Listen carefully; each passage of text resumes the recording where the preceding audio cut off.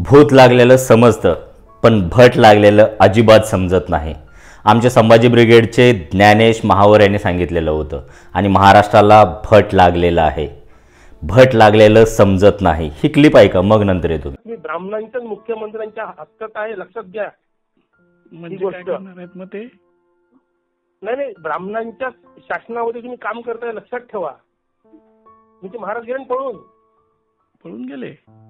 मग सर्वांना एक डिस्क्लायमर देतो की हे सरसकट ब्राह्मण मंडळींना नाही. ब्राह्मण मंडळीमध्ये माझे चांगले मित्र आहेत. मी काही ब्राह्मण लोकांच्या संघटनेमध्ये सुद्धा काम केलो आहे, जसे की नरेंद्र दाभोळकरांच्या अंधश्रद्धा निर्मूलनमध्ये काम केलेलं राजू परोळेकर सारखे ब्राह्मण माझे चांगले आयडियल लोक आहेत.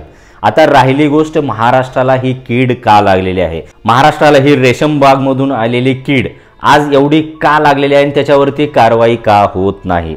आपले मुख्यमंत्री देवेंद्रजी फडणवीस साहेब ते म्हणतात की आम्ही एकाही गुन्हेगाराला सोडणार नाही. अबू आझमीने काहीतरी काल परवा स्टेटमेंट दिलं होतं, त्याला काढून टाकलं आणि काढून टाकणं गरजेचंही होतं. महाराष्ट्रामध्ये राहून महाराष्ट्राची आणि मराठी अस्मितेची आणि छत्रपती शिवाजी महाराजांच्या चुकीच्या स्टेटमेंटबद्दल जर कुणाला माफ करत असेल तर तो चुकीचा निर्णय आहे.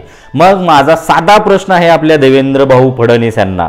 सुरुवातीपासून मी एकेकांची नावं घेतो. लिस्ट एवढी मोठी आहे की तुम्हाला 10 ते 15 मिनिटं काढून ऐकावं लागलं आणि तुम्ही पेशन्स ठेवून ऐका, हे खूप महत्त्वाचं आहे. सुरुवातीला येऊत आपण. तो आपला एक पोपटबाज, म्हणजे ते रस्त्याच्या बाजूला भविष्य वगैरे बघतात का, तसा एक माणूस होता भगतसिंग कोश्यारी. त्यानं छत्रपती शिवाजी महाराजांची बरेच वेळा अपमान केलेला होता. त्याने महात्मा फुलेंचा, सावित्रीबाई फुलेंचा एकदम पानसट शब्दामध्ये अपमान केलेला होता. त्या माणसावरती आजपर्यंत कारवाई झालेली नाही. त्याच्यानंतर पुढे चला, राहुल सोलापूरकर सारखा एक नीच नालायक भिक्षुक भट माणूस, ज्या माणसाने छत्रपती शिवाजी महाराजांच्या बाबतीमध्ये एकदम क्षुल्लक म्हणजे चिल्लर माणसाच्या बाबतीमध्ये बोलल्यासारखं बोलला होता की छत्रपती शिवाजी महाराज काय लाच वगैरे देऊन आले होते. अशा हरामखोर लोकांना असा ठेचला पाहिजे की ते परत असे शब्द सुद्धा तोंडातून काढले नाही पाहिजेत. पण नाही, देवेंद्र भाऊ फडणवीस यांनी त्या माणसाला सुद्धा पोलीस आरक्षण दिलेलं आहे आणि त्या माणसाला आजपर्यंत अटक झालेली नाही. त्याच्यानंतर पुढे चला, आता तो कोरटकर सारखा तर नीच नालायक भिक्षुक माणूस माझ्या आयुष्यामध्ये मी बघितलेला नाही की यांच्या मनामध्ये एवढ्या म्हणजे 400-500 वर्षानंतर सुद्धा यांच्या मनामध्ये एवढा द्वेष भरलेला आहे छत्रपती शिवाजी महाराजांच्या बाबतीमध्ये, महाराष्ट्राच्या बाबतीमध्ये, की ते आजही यांच्या असं नरड्यापर्यंत आलेलं आहे. कधी हे लोक उलटी करतील तेच समजत नाही. आणि त्या माणसाने रात्रचं दारू पिऊन त्या आपले इंद्रजित सावंत इतिहासकारांना तो अक्षरशः शिवीगाळ करत करत त्या फामट्यांनी एवढा नीच आणि नालायक आणि खालच्या स्तरावर जाऊन छत्रपती शिवाजी महाराज असतील आणि छत्रपती संभाजी महाराज असतील यांची आबरू काढण्याचे कामं केलेला होता. आणि त्या माणसाचे संबंध आपल्या राज्याचे गृहमंत्री तथा मुख्यमंत्री आणि नितीन गडकरींसोबत आहेत. पण त्या माणसाला आजपर्यंत सिंगल पोलिसाची टच सुद्धा नाही आणि त्या माणसाला अटक करणं तर खूप लांब झालं. त्याच्या पुढे चला, कालचा भैय्यूजी जोशी हा पण तो रेशमबागीमधूनच येतो. ह्या माणसाने सुद्धा महाराष्ट्रामध्ये एका एरियामध्ये गुजराती राहतात आणि त्या एरियाला गुजराती म्हटल्यानं काय मोठं फरक पडतं आणि महाराष्ट्रामध्ये आणि मुंबईमध्ये मराठी येणं हे अनिवार्य नाही. तुम्ही महाराष्ट्रामध्ये किंवा मुंबईमध्ये राहून मराठी न बोललं तरी चालेल, ह्याच्यात काय मोठी गोष्ट नाही. मग आता हे 4-5 नावं घेतलं आणि त्याच्या पाठीमागचं तुम्हाला जर षडयंत्र समजलं आणि देवेंद्र भाऊ त्या एकाहीवरती जर ॲक्शन घेतले तर मी एका बाजूची मिशी काढून फिरेन. देवेंद्र भाऊ त्यांचा कार्यकाळ संपून जाईल, पण ह्या एकाच्याही वरती देवेंद्र भाऊ कधीच कारवाई करणार नाहीत. कारण हे सगळे रेशमबागची पैदाइश आहे.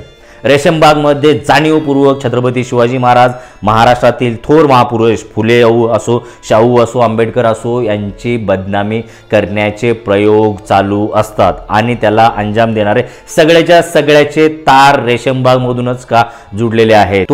तुम्ही तो परभणीचा किस्सा बघून घ्या.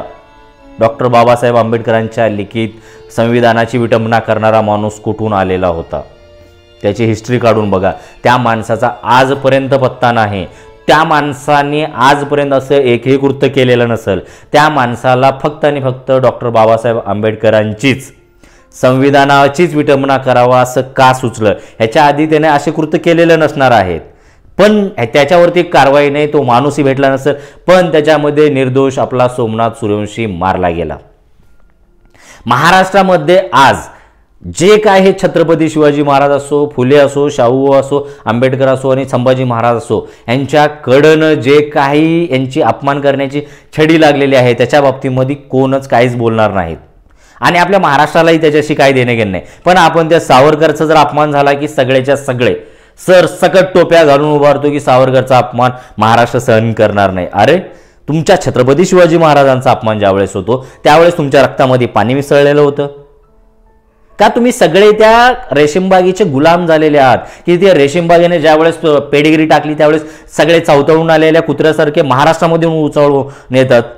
ज्या दिवशी तुम्ही ते राहुल गांधीजींनी सावरकरच्या बाबतीमध्ये काहीतरी बोललं त्यावेळेस अख्खा महाराष्ट्र बोंबलत फिरत होता, मी हे सावरकर, तुम्हाला मी फोटो पाठवतो. अख्खी विधानसभेमधले सगळेच्या सगळे आमदार, खासदार आणि मुख्यमंत्री सगळ्याच्या सगळ्या असं लाईनीनं उभारलेले होते, मी सावरकर म्हणून. ह्याच्यातलं एकही पिसू, नीच नालायक रक्ताचे एकही पिसू छत्रपती संभाजी महाराज आणि छत्रपती शिवाजी महाराजचा अपमान ह्या कोर्टकरनं केल्यानंतर एक स्टेटमेंट सुद्धा काढलेले नाहीत. मला कधी कधी संशय येतो की हे खरंच महाराष्ट्राच्या आहेत का?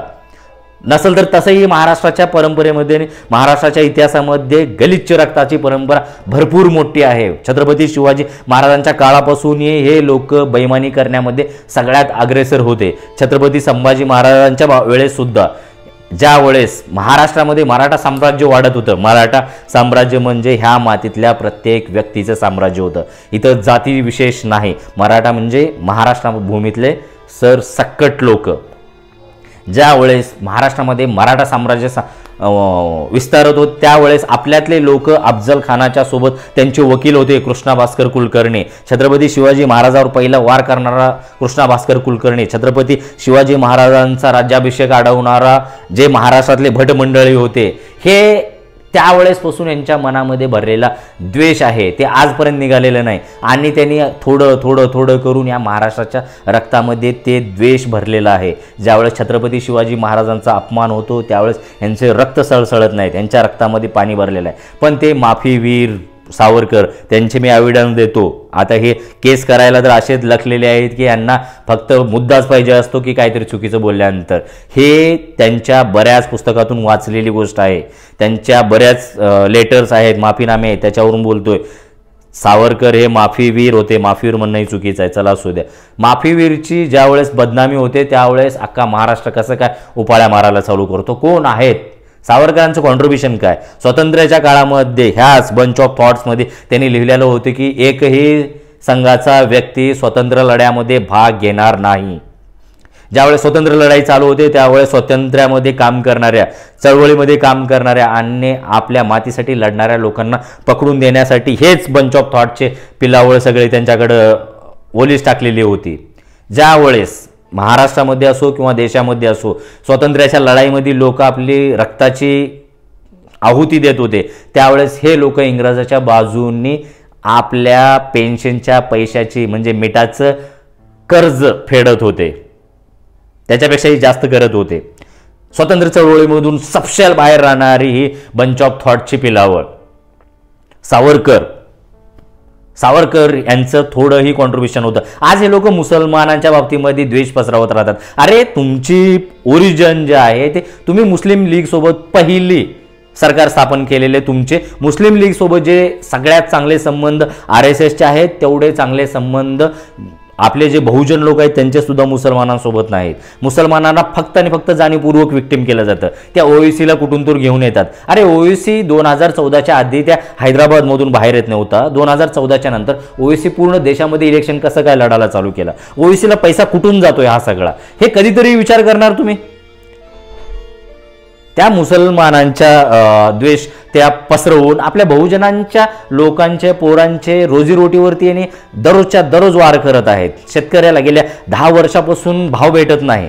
शेतकऱ्यांचे पोरं आज काय करत आहेत? ह्यांचे झेंडे उचलून फिरत आहेत. अरे तुझ्या बापाला तुला सोयाबीनला भाव देणं होईना, तुझ्या बापाला तुला कापसाला भाव देणं होईना आणि तू त्या धर्माच्या जातीचे वावडे घेऊन फिरतोय जे तुमचंही नाही. आज तो करोडकर बोलला तुम्ही ब्राह्मणाच्या सत्तेमध्ये आहे, तुम्ही हिंदूच्या सत्तेमध्ये आहेत असं त्या माणसानं बोललेलं नाही. मग आज महाराष्ट्राला कुठं ना कुठं विचार करण्याची वेळ आलेली आहे की तुम्ही नेमकं कुठंपर्यंत चाललेले आहेत. माझा एक पेटंट डायलॉग आहे, जर ह्यांनी खरं जर हिंदुत्वासाठी आणि हिंदूसाठी करत असतील तर गेल्या 15 वर्षामध्ये गल्ली ते दिल्ली तुमचं सरकार आहे.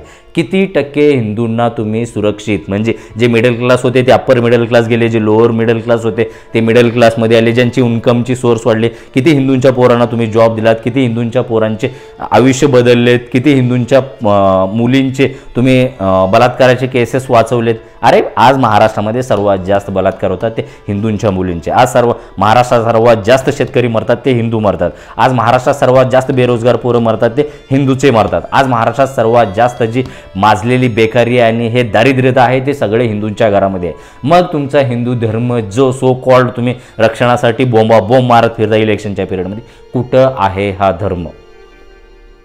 का फक्त इलेक्शनचा अजेंडा म्हणजे हिंदू धर्म आहे का? ह्याच्या पाठीमागं मोठी षडयंत्र आहे. आता महाराष्ट्राला समजून घेण्याची गरज आहे. धन्यवाद.